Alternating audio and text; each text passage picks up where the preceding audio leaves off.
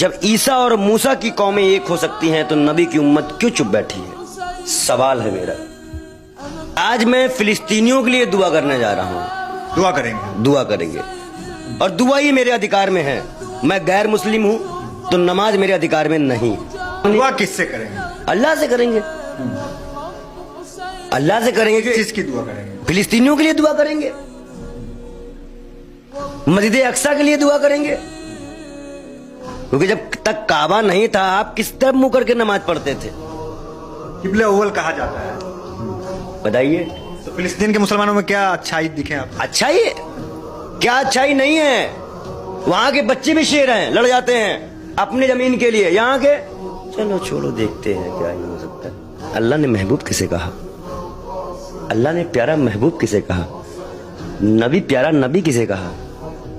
जब अल्लाह ने ही मान लिया, किसे कहा? बताइए, आप खुद बताइए ना, मैं आपसे पूछ रहा हूं, किसे कहा? मोहम्मद साहब। बस।